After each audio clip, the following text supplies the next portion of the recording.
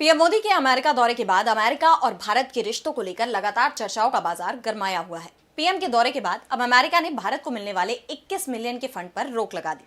इस फंड का इस्तेमाल भारत में चुनावों के दौरान होता था। इसे लेकर भारत में आरोप प्रत्यारोप का सिलसिला शुरू हो गया है। बीजेपी यूपीए सरकार पर सवाल उठा रही है तो कांग्रेस ने बीजेपी की जीत पर सवाल खड़े कर दिए हैं। तो क्या है पूरा मामला, जानने के लिए देखिए ये रिपोर्ट। अमेरिकी राष्ट्रपति के फैसलों को लेकर भारत में नया विवाद खड़ा हो गया है। डोनाल्ड ट्रंप के प्रशासन ने भारत को अमेरिका से मिलने वाले 21 मिलियन के फंड पर रोक लगाने की घोषणा की है। ये फंडिंग भारत के चुनाव में मतदाताओं की भागीदारी बढ़ाने के लिए की जाती रही है, लेकिन ट्रंप प्रशासन के डॉज विभाग ने इसे अब खत्म कर दिया है। लेकिन इस फंडिंग को लेकर अब बीजेपी ने सवाल खड़े कर दिए।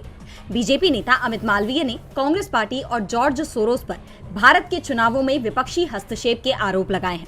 साथ ही ये दावा किया कि इसका फायदा सीधे सीधे सत्तारूढ़ पार्टी यानी कांग्रेस को हुआ, क्योंकि उस वक्त सत्ता में यूपीए यानी कांग्रेस की सरकार थी।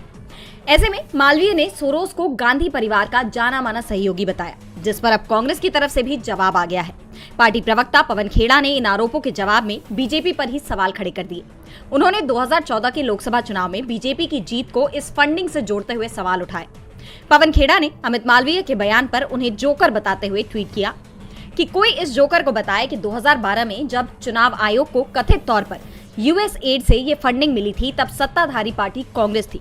तो उनके तर्क के मुताबिक सत्तारूढ़ पार्टी यानी कांग्रेस इस तथाकथित बाहरी हस्तक्षेप से अपनी चुनावी संभावनाओं को नुकसान पहुंचा रही थी और विपक्ष यानी भाजपा ने सोरोस या फिर यूएस एड की वजह से 2014 का चुनाव जीता था।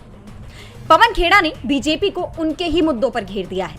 इन बयानों से देश की सियासत गरमाई हुई है।